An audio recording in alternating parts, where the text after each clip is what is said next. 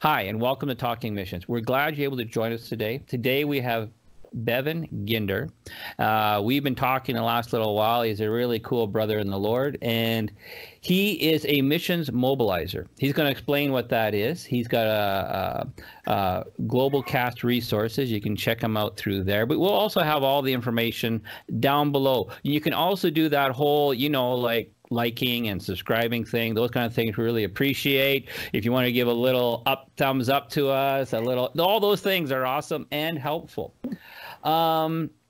He also has a course on missions advocacy. It's called Barnabas School of Missions Advocacy, and we're going to ask him why he did the Barnabas thing. We're both fans of Barnabas, and I'm going to let him share about some of that. So we're going to talk about his past and his future and what he's doing, where he is.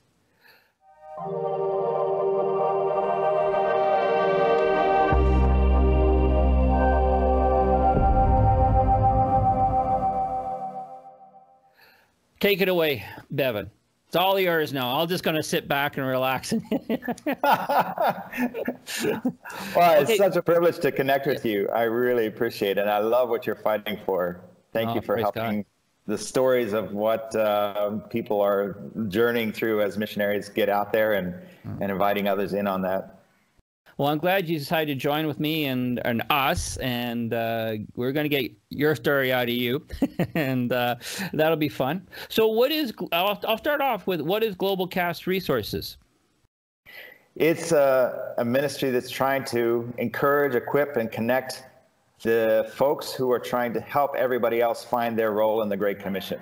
Most folks wouldn't label themselves as a mobilizer, but they are leaders who care about the unreached and have a sphere of influence, and they're trying to help those people see that they have a role, even if they don't go, that they have a role. And I think there's a real value in those roles to help kind of serve and equip the senders and the goers and the prayers and all the different roles that people can embrace. Right. No, that is actually pretty cool. So now your course is Barnabas School of Mission Advocacy. Why that name?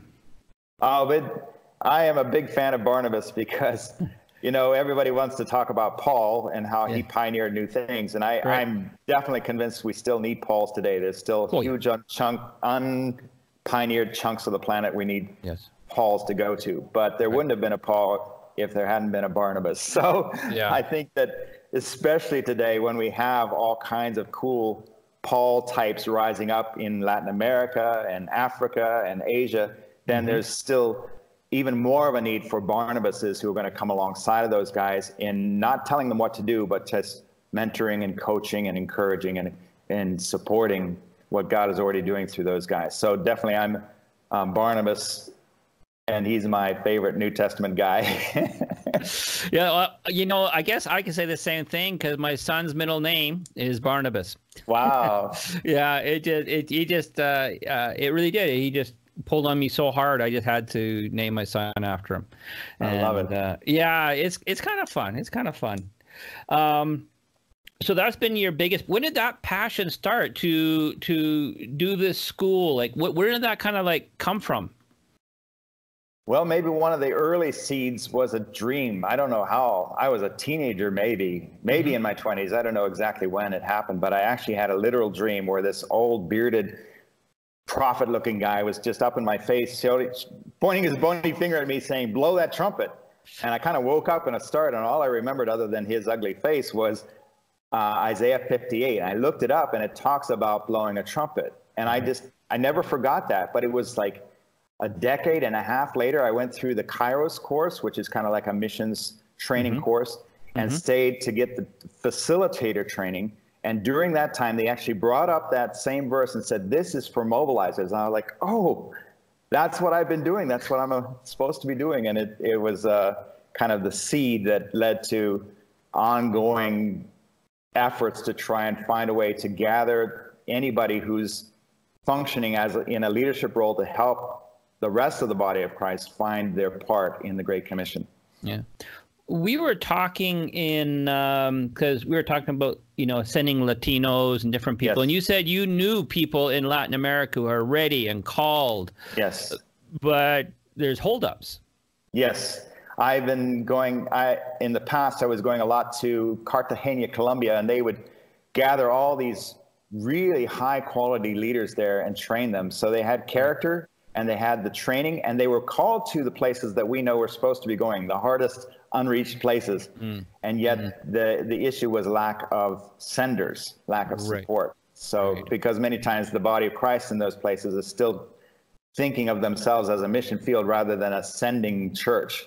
And so I just realized, my goodness, if we had more senders, then we definitely would have an explosion of people who already want to go, who would be unable to do so. Right. Yeah. And so, of course, we've been talking about that, from even before this conversation we're talking, you're just mentioning number of countries where people have been raised up and they're ready to go. And I've heard you talk about too, like, it's more coming from the South, Yes. How did you describe it? The global South or something? How do you describe it? Yeah, there's a couple of terms that I like. One is global South. That's a good one.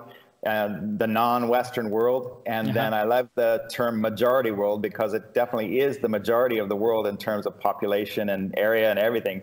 But now it's no longer the West trying to reach the rest of the world. It's Latinos and Asians and Africans rising up in unprecedented ways with strength and character and capacity to actually send missionaries cross-culturally.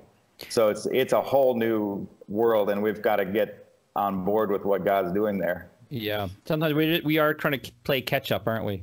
Yeah.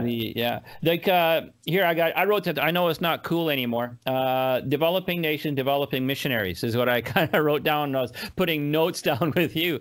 But they are developing, and I've met so many people who there is that thing of the receiving, right? We're still a receiving nation, and yet many of them have been, Christianized. I mean, like really powerfully Christianized for a long time. People who are willing to go the extra mile, and totally.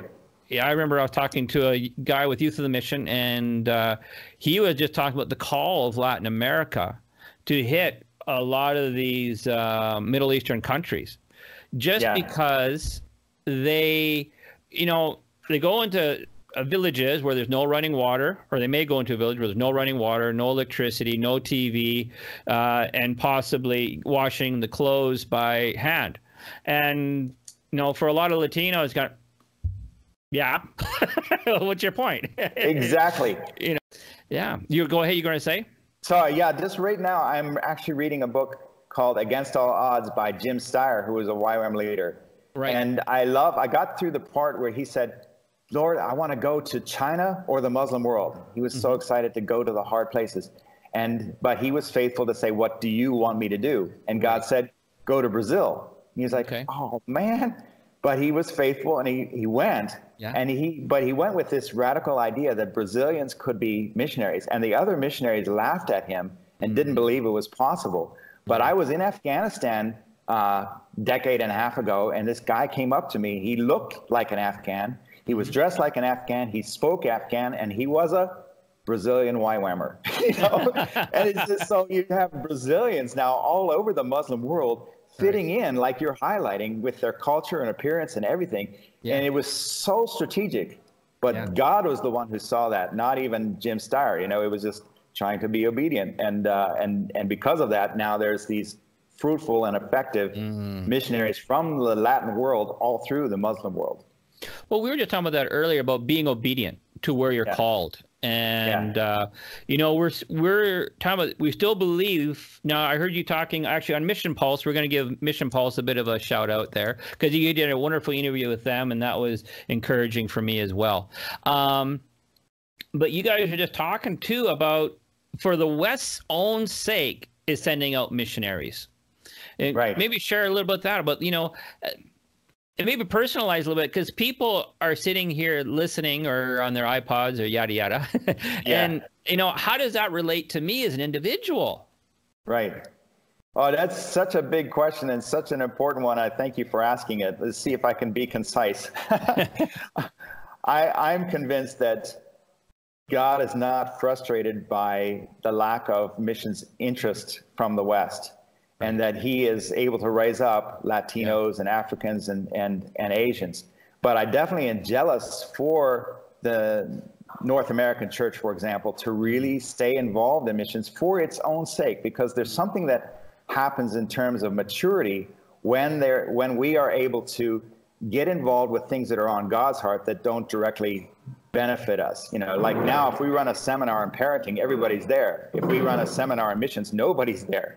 Right. But, you know, it's a sign of maturity when we say, I'm so blessed and I'm going to find a way to engage with what's on God's heart. And it brings life and maturity and perspective to even what we're doing locally when we see God's global plan and our part in it. So I'm jealous for North America to have an ongoing role in missions for its own sake. Right. Yeah, that makes sense. I believe too. I think sometimes there's a certain excitement about churches being involved in more stuff. You know, I think a lot of times churches are afraid, well, what's this going to do to my bottom line, our financial bottom line? We can't afford this. And yet, when we hear him working in the background, that's okay. When we hear or when we see these things, but people are, what I'm trying to say, people are excited when they see things happening within a church. They see more than just a building. They see the excitement that people get when they're sending out missionaries and people are personally sponsoring missionaries. Actually, I know it's like there's a financial concern at times, not always, but at times there's financial concern, but it also creates an excitement and people start putting their heart and their finances and their time and their value and their prayer when they start getting excited about these things. And I think that is actually a motivator for a church when things are tougher right now in North America. Yeah, you know, that old verse that says, without a vision, the people perish. That's kind of strong, but you could definitely say without a vision, people get bored and then they start arguing over really trivial things and have church splits over the color of the carpet in the sanctuary or something. Yeah. But man, if there's this vision, awareness of the need and what God's doing around the world, then it just puts all those things in proper perspective and it gives life and vitality to both the global bit and the local bit. You know, one of the huge challenges for a missions mobilizer is sense of like, oh, there's limited resources. So if I come in saying, Pastor, it's great what you're doing locally, but we've got to think about what's happening globally. He's thinking, we've got this much resources, and if you take a bigger chunk for the unreached, there's less for locally. And so we have a lot of work to do to make a case for the fact that when we're generous, even in the face of our own need, God expands the whole pie to where there's more than enough for local and global. It's really possible. But that's a tough sell sometimes. Yeah, I think it is. But there is some, when we create excitement or encouragement or something, people like we've talked about this before. I really believe, you know, we do like, you know, in a congregation, we start, you know, a person starts in their congregation, then in their neighborhood, and then in their nation, you know, and it just goes from, and then maybe they get called to overseas missions, and then maybe for the 1040 window, those kind of things. And that, I know that's part of your goal, is to see more and more people to go into that 1040 window. Yeah, I have to qualify this piece because the need is so great there, and it's really possible for mobilizers to get so passionate about that they communicate in a way that makes it sound that that is the most important thing and everything else isn't. And we have to be really careful about that, because Acts 1:8 is definitely a both-and scripture. God doesn't want to reach Afghanistan and lose Chicago. He wants to reach both. So I love how Dr. Ralph Winter said, all people are equally lost. And I would even add to that, all people are equally loved by God. Mr. Pastor, I affirm, I want you to know that the people on the streets of your city are as lost and loved by God as the people anywhere. So we have to really say that in a believable way and own that in our hearts.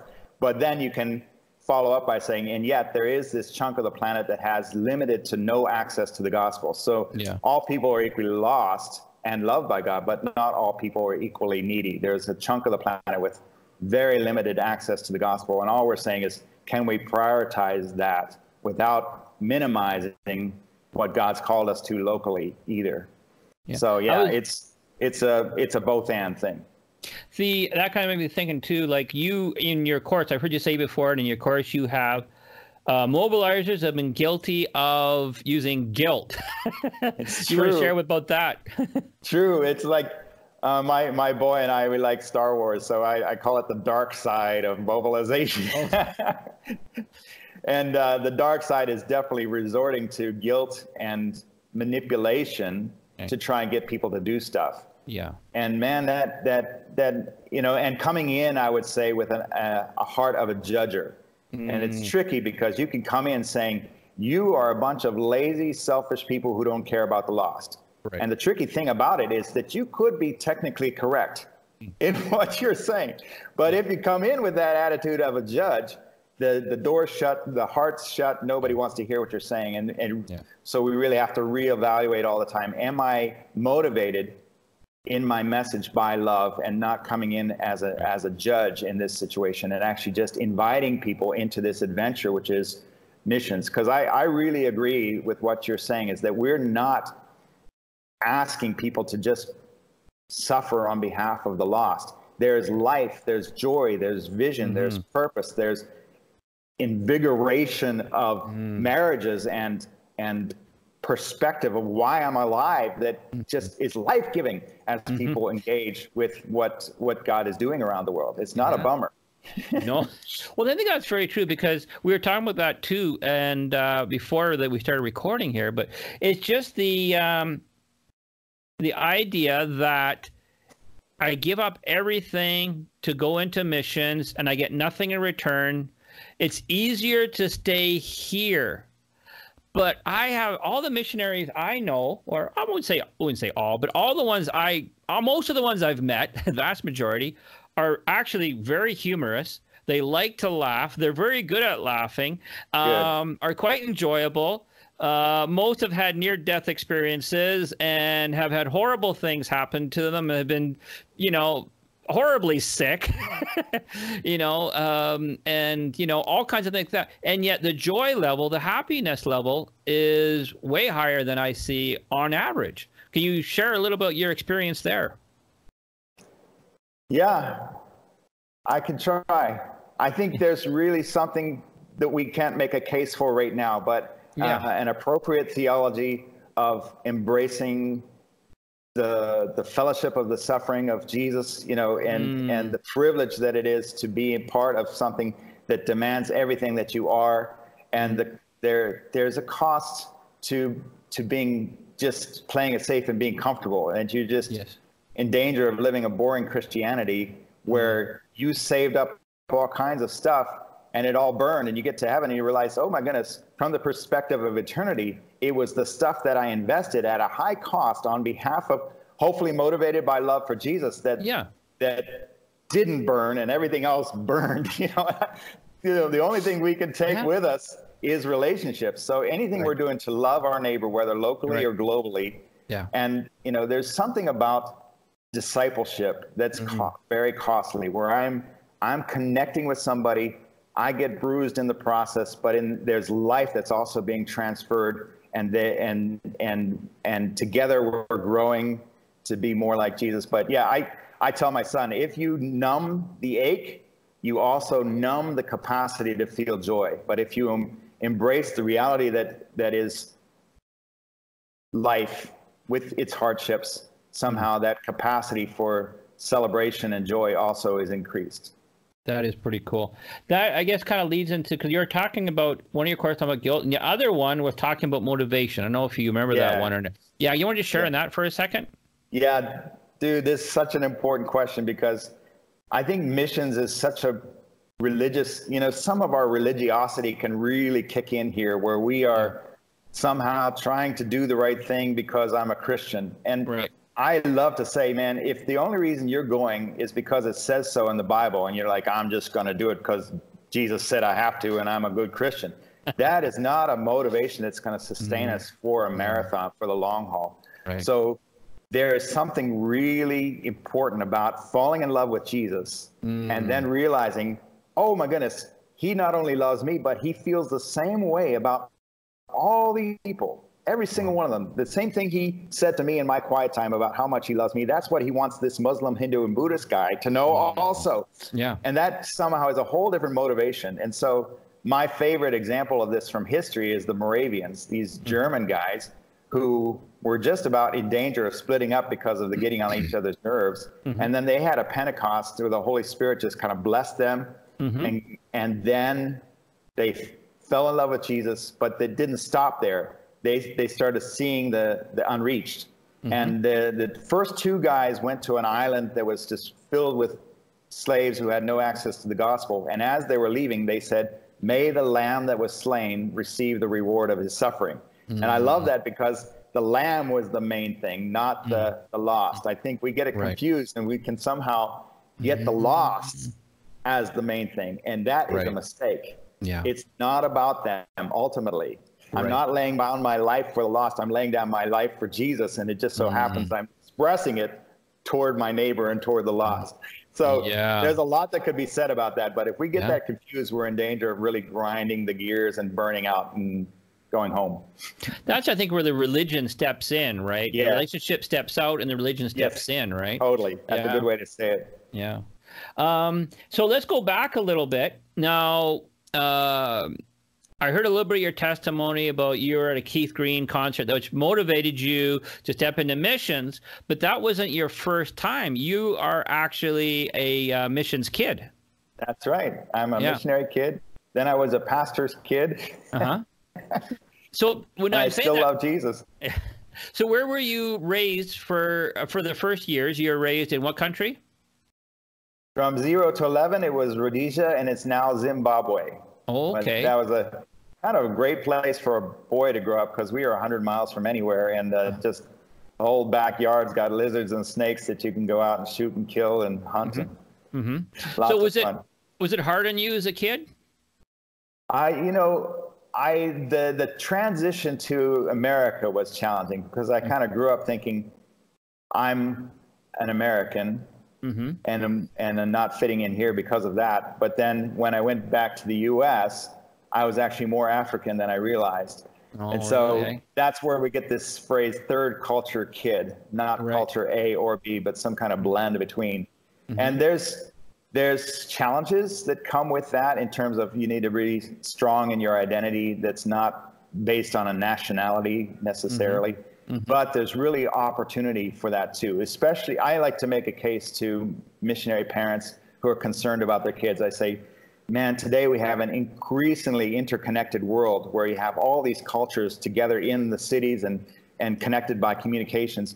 And so third culture kids are uniquely suited for leadership in a world like that because they can really switch gears between like the fast-paced, efficient Western mode and slow down and sit down and drink tea in a slower Latino mode and not, and be happy with that. And so that's really, I think they're going to be uniquely suited for this world we're living in now. And I tell you, for me, I felt like I had perspective on the world that I would say it this way. I didn't make assumptions about how the world was as quickly as my friends, because I had just seen there's so many other ways of thinking about things and doing things, and I wasn't as ethnocentric, narrow in my thinking.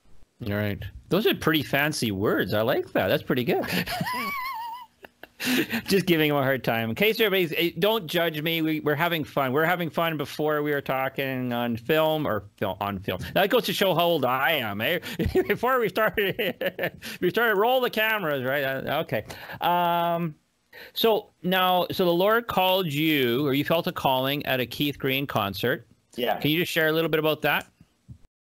Yeah, so as you said, I grew up in Africa, came back to the U.S., and then I started listening to this guy, Keith Green, and a very passionate singer. But right before he died tragically in a plane accident, he went on a missions trip, I think with Youth with a Mission, and started to see that there's all these people that have no access to the gospel. And that just fired him up. And his whole last message was, Jesus commands us to go.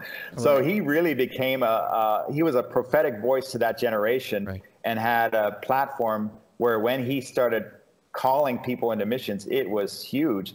And he had partnered with Youth with a Mission. So after his unexpected tragic plane accident, together with Lauren and others, they put on a 70-city mobilization tour. And so they would play some footage from one of his last concerts where he introduced Lauren Cunningham from YWAM in the video footage, and then the real Lauren would come out and just mobilize. So I was there in Hershey Park, Pennsylvania at one of those concerts, and just had a picture of Revelation 7:9 and what a privilege it would be to have a small role to play in one of those people groups being there. And so that kind of was the next kick in the pants to keep going. Yeah. So then you got married. Is that right? So explain to me, okay, so you can just share on freewheeling there, because you got married and then you were joined Youth of the Mission, is that correct? The other way around. Other way around. So, I'm sorry. Yeah, no problem. Yeah, I got married kind of late in life, and but I had gone through college and then spent another 5 years paying it off, and finally was debt free. So this is another facet of what obstacles to missions mobilization is, actually this issue of education and financing that. And but I managed to pay that off, and then did my discipleship training school, which is the entry-level school for Youth with a Mission, in 1991. There at Last Days Ministries, the Keith Green ministry that was becoming YWAM at that point.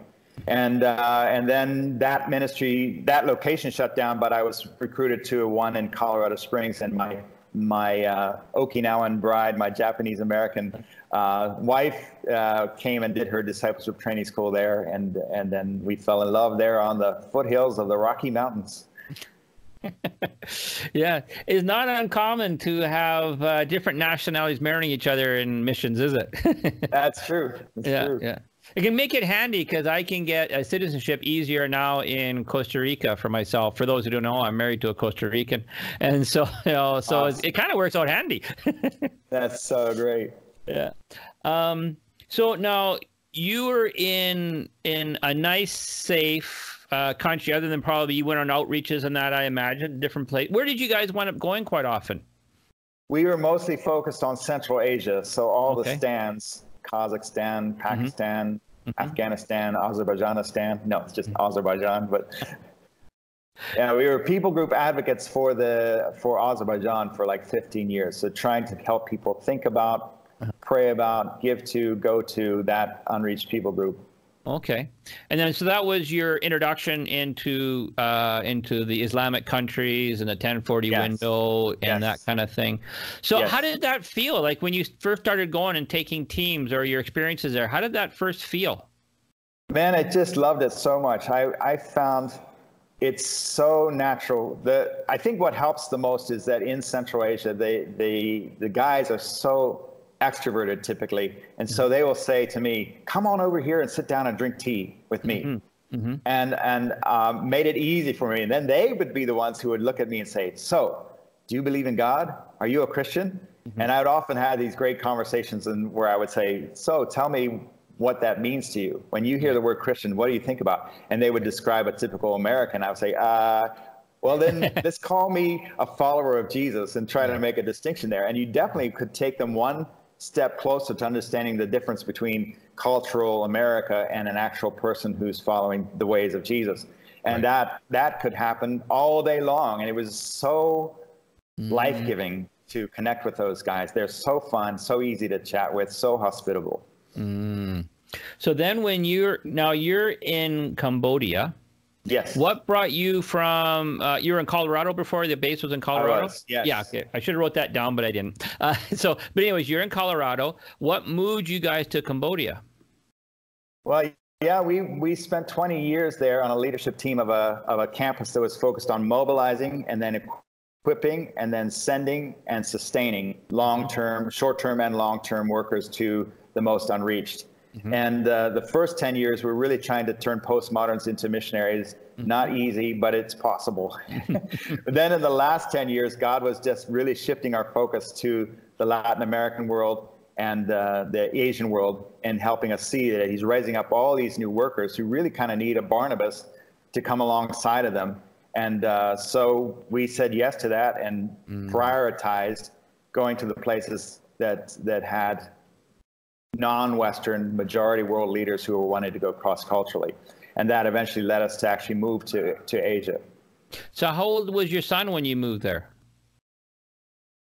7 or 8. 8, right? Yeah. So you weren't terrified for him, take him to this foreign country? And, it's like, for yourself, you have more experiences, and which sometimes makes it even harder, like I was even thinking, like when you listened at the concert, the Keith Ground, actually, I'm going to get back to that, your personal struggle of actually deciding, okay, yes, Lord, I'm going to go through it. We'll get back to that in just a minute. So don't let me forget. But their struggle here now of taking your wife and child, because there's that, so many people are thinking, well, I want to have children, but I want to have them in the safe North America or Western country, and good this, good that, good everything. And I understand that. But you decided to go to Cambodia. And so was that a struggle with thinking, I'm taking my family there?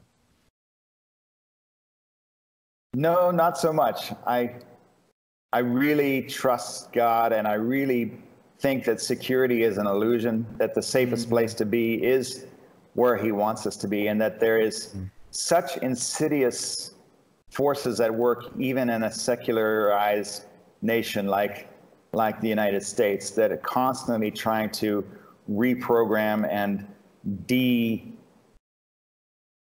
deconstruct kids. The message is coming so strong. It's almost like I would prefer that they would be face to face with something that's more obvious in terms of a false way of thinking, rather than the frog in the frying pan with the heat slowly being turned up on them, where they're just getting all these messages from everywhere that counteract the biblical worldview in very subtle but effective ways.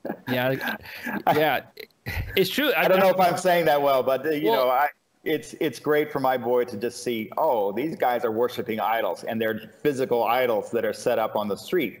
Yes. But there's definitely idols in my home country too. Yes. They're just not like that. Right.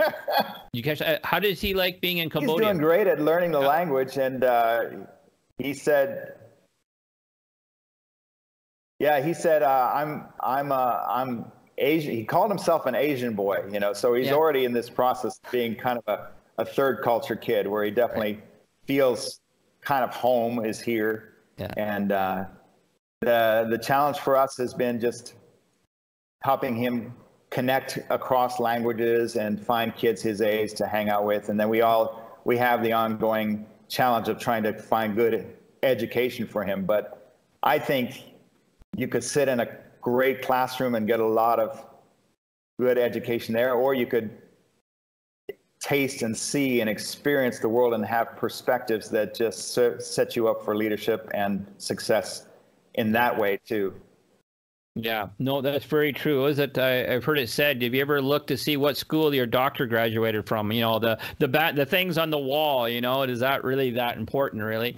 It's the, the growing and the learning and what the Lord is just going to do through him. The other thing we've talked, I think last time we were talking about that next generation. He has that start, whatever he chooses to do, whether it's missions or a career, but he has that start of being, now this could be for anybody listening, wherever they're called, but just, as we raise up our kids and what we're doing and living the life, whether it's a missionary or working a traditional job, you're giving those kids maybe a head start, if we're sincere and we're really going for it, and we're inviting people over to our homes. I think that's so important, is inviting people over to our homes, that they begin to see the people who are, insane about God, just love God, and those inviting people over who really don't care about God, and those who hate God, but you invite them all over, right? And just kind of like they experience all this. I think that's an awesome school.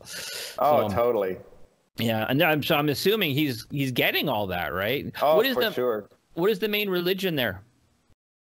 So Buddhism is the main religion here.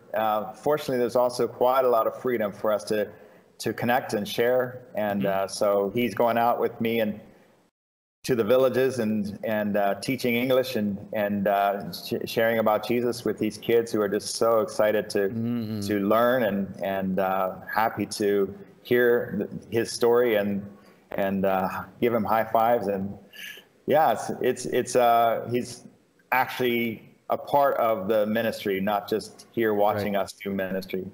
I think that's part, and making it a family atmosphere. I think even too, maybe on that line, you've been kind of sharing, but share that aspect where it's a family ministry, because there might be somebody listening who they have a family and they're thinking about doing something. Just share with them about addressing some of their fears and their concerns about taking their family to another country.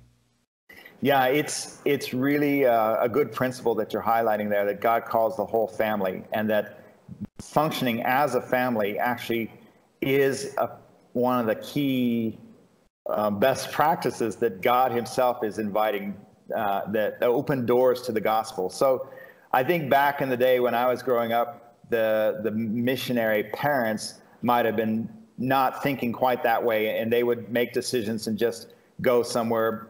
The mission board told us to do this, so we're going to just do it, and not really process that as much with the kids. But these days, that's so doable to say, we feel like this, but we're going to pray about this together as a family. So especially with this move to Cambodia, my son had a voting, a vote in the process, and had actually I felt it was okay for him to actually have the potential to veto it. And so that there would be a level of ownership on his part, that he had his own call to Cambodia. And so that definitely felt like God spoke to him, and he was up for it. And so we together came, not just dragging him with us. And I think there's so much bonding and, again, like you said, vision that can bring a family together in the process of being about something other than just being happy.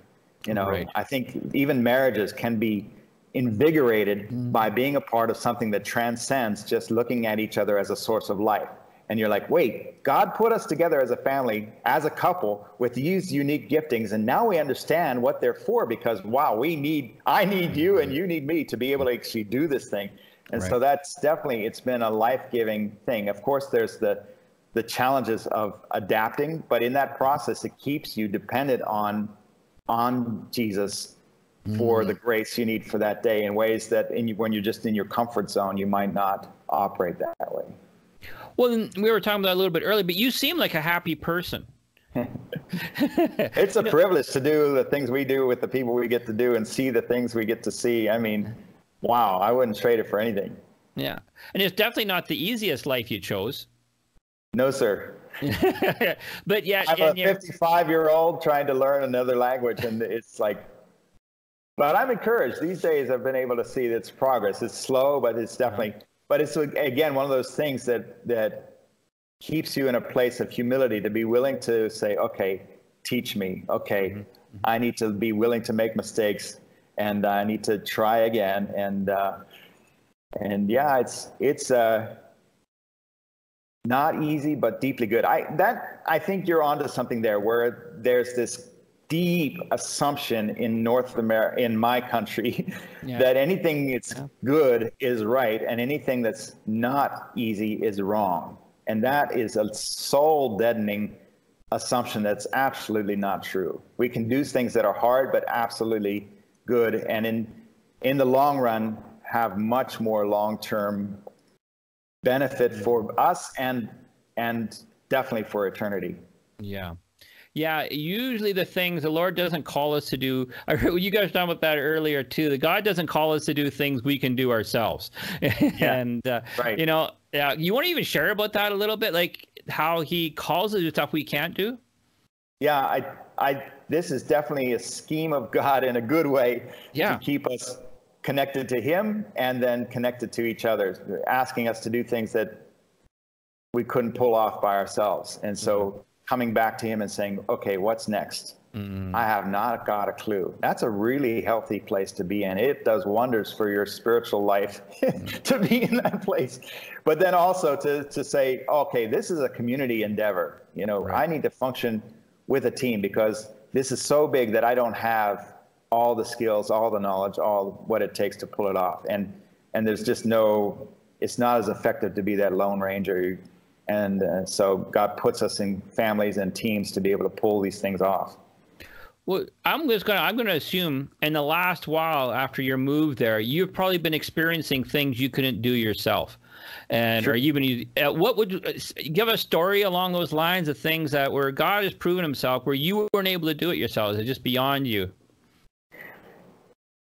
Well, language learning is like you have to be talking with somebody who actually knows the language and can walk you through it. Right. And then this community that I'm a part of right now has a mission statement that goes, we want to transform one nation in one generation. That is a big, hairy, audacious vision statement. That is what they're talking about is not just getting a lot of people saved here, but actually seeing those people then equipped to go back to education, the sphere of education, the sphere of business, the sphere of sports, whatever, and actually bring transformation in those parts of society.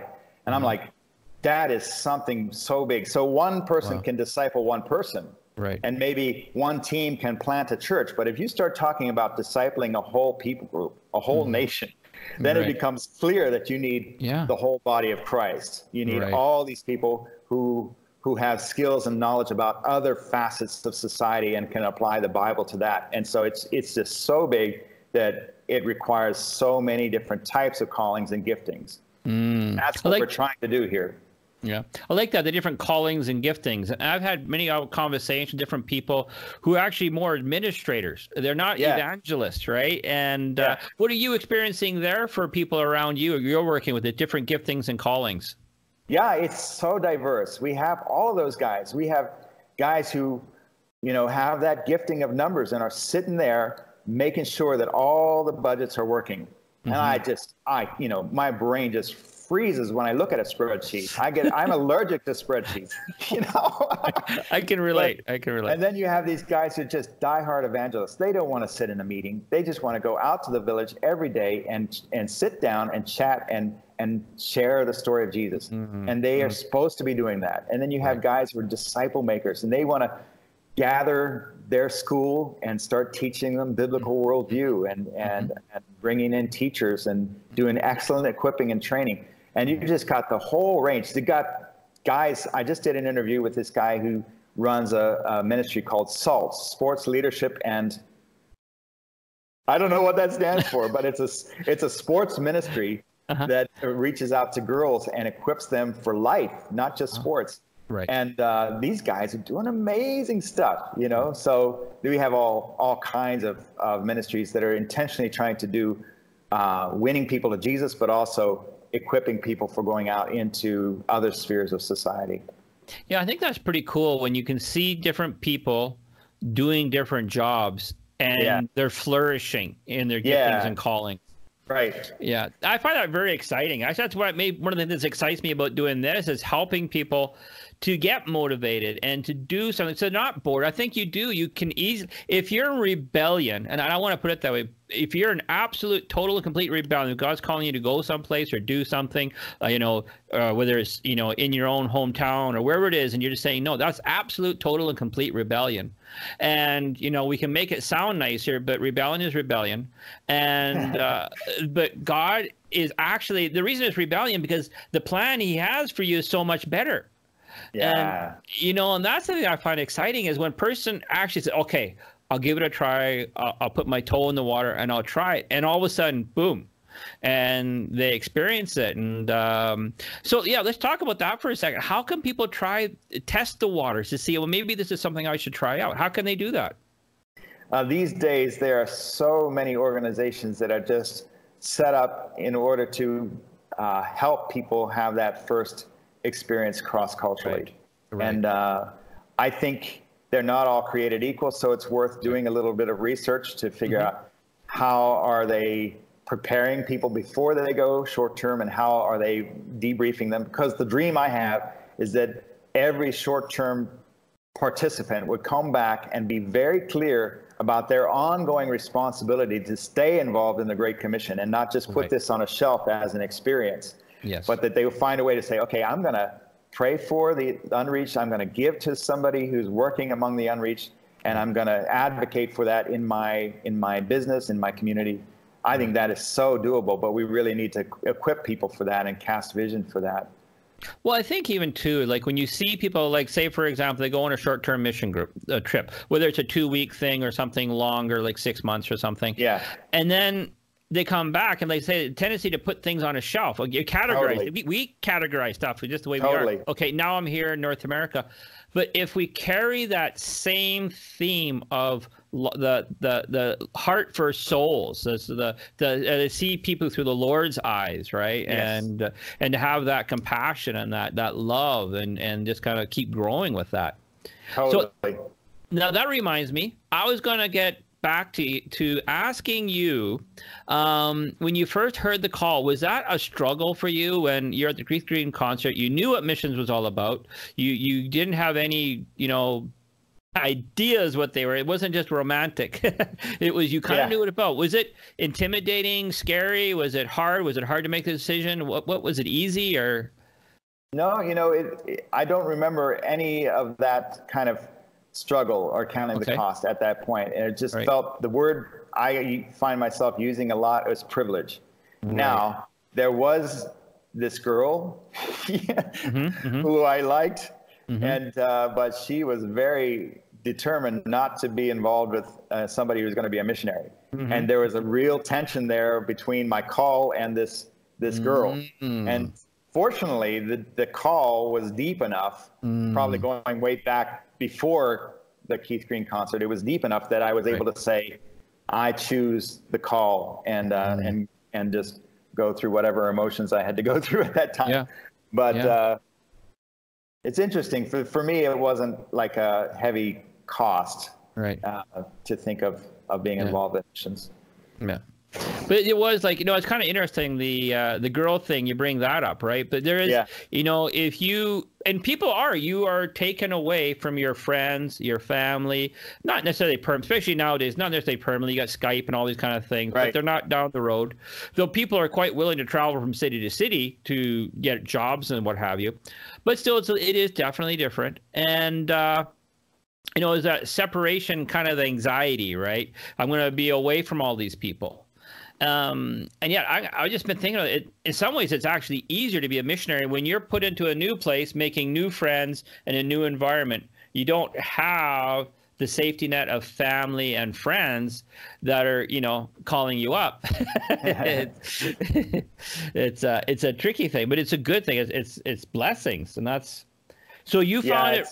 Go ahead. It's just like I just affirm that it's really good that often we are in a place where we're having the opportunity to make more relational connections beyond the ones we would normally go to that are just easy and comfortable. And then, and that can really be an avenue then for relationship, for sharing my story with somebody who's from a completely different perspective, maybe even not a believer, just because I don't have the normal avenues that I go to.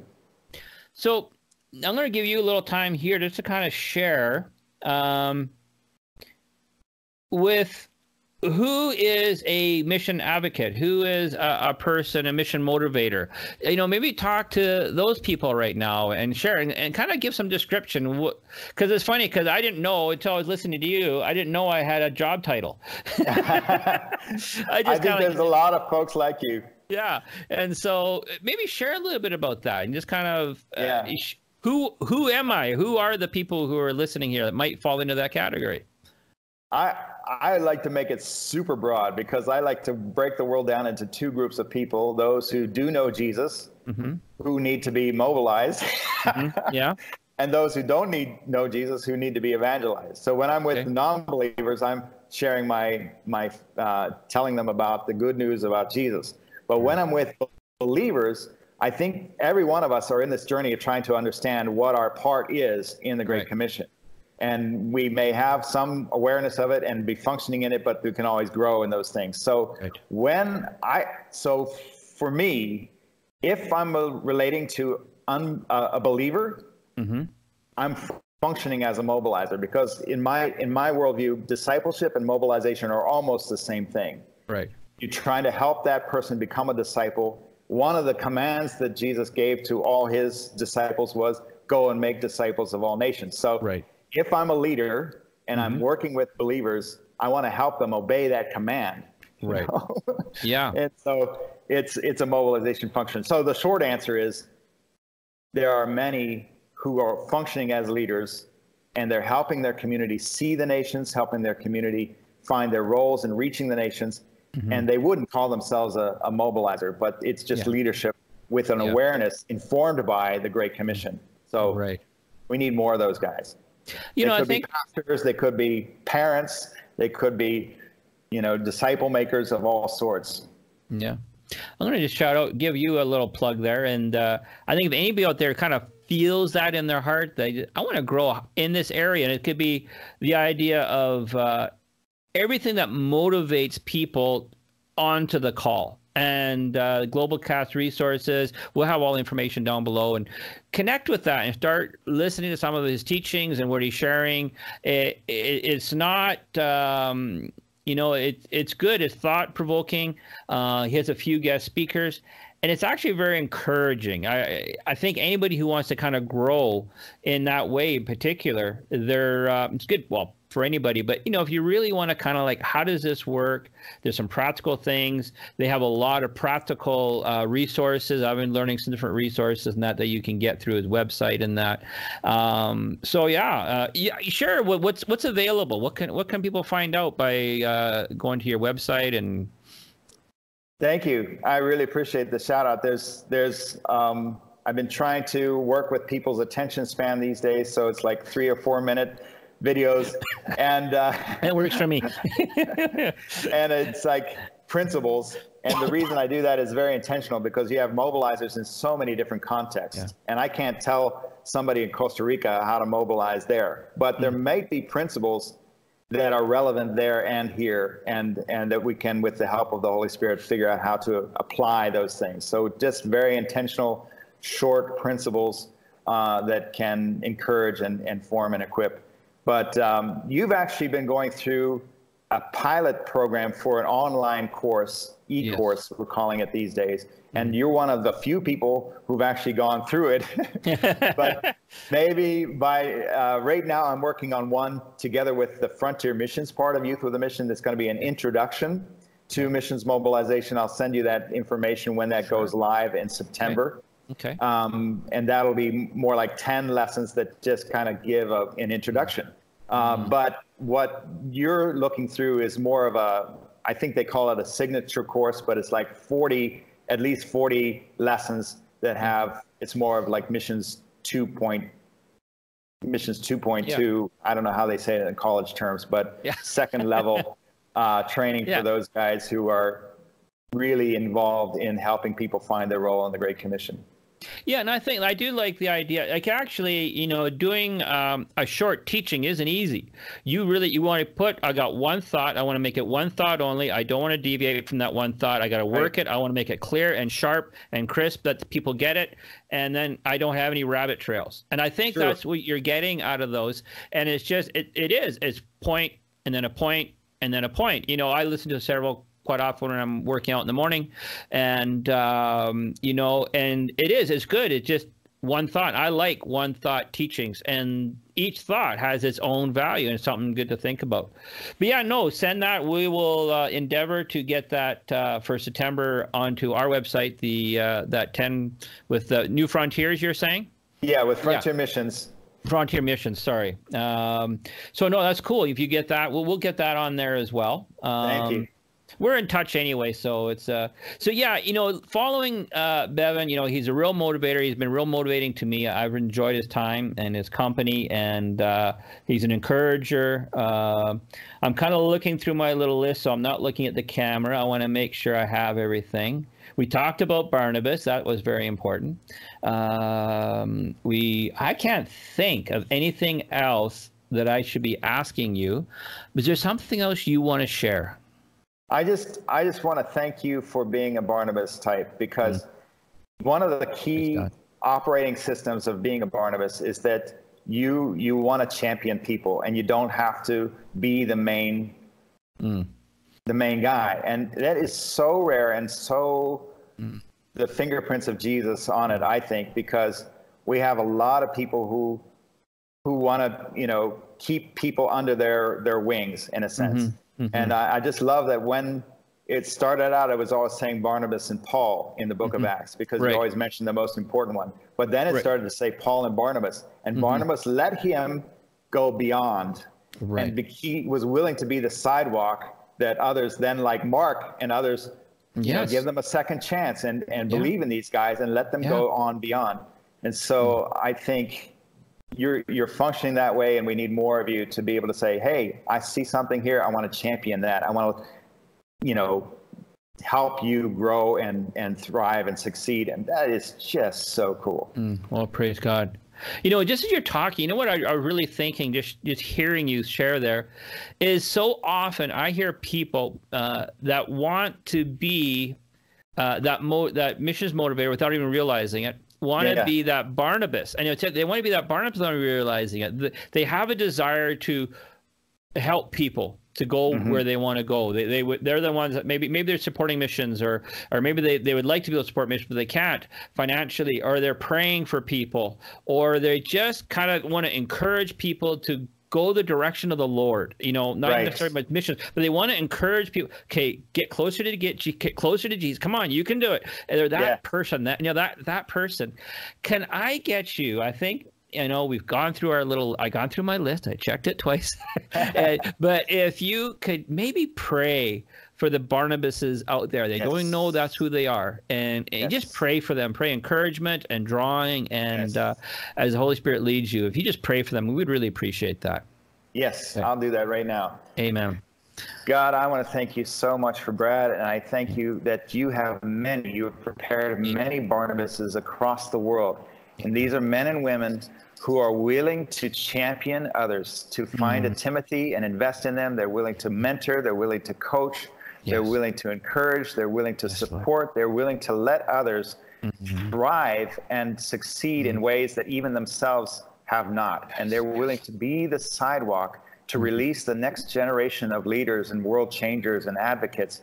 And God, that is just so cool. And I just pray that we would find ways to connect those guys so that they would be affirmed in their calling and role there, and that they would just have a sense of, yes, this is God, and this is his call on my life, and just be affirmed in that somehow. And that we would find ways to connect and equip the Barnabases, the advocates who are trying to help this generation connect with the larger story that you're telling, and find their role in the Great Commission, and find life in it as they see what you're doing and realize this is not a bummer. This is a privilege to come alongside of this. And we just, we need Barnabases. We need Barnabases, senders and leaders who will actually champion and advocate the next generation and not hold them back in any way. Release them. In Jesus' name. Amen. I just want to encourage you, if you feel a connection with that, you feel that calling, you're more important than you think. Being the Barnabas is more important than you think. And I just want to encourage you, follow down below and contact, get in touch with GlobalCAST Resources. Bevin's awesome. He'll connect with you. And there's ways, but you want to learn, you want to grow. If there's something inside of you stirring, this is an opportunity to explore it. You know, kind of like, maybe I can learn something here and how I can do this, how I can motivate. You don't have to do a podcast or a YouTube thing. It doesn't have to be about that kind of stuff. In fact, I've been finding all this ministry stuff is getting in the way of my being a minister. It's funny. It's a lot of work, and it's in the way. So don't worry about that. Just start to grow and learn in this area. If this is something that's touching you, trust me, you can do more for the kingdom than you could ever imagine. If this is something the Lord is putting on your heart, then I encourage you, go for it, go for it, go for it. And maybe you know somebody, connect them up with this, that is connecting with them, or just connect them straight with GlobalCAST. You don't have to promote me, though I don't mind it. But, you know, I just want to encourage the whole idea of promoting Barnabases, you know. So join the Barnabas Club. It's a good club. We like it.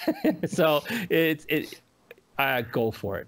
So on that note, please subscribe, please thumbs up, please like, please write a review, hopefully positive. But we enjoy having you. We hope that you are encouraged, be blessed, and what can I say? We will catch you next time. Talk to you later. Bye-bye.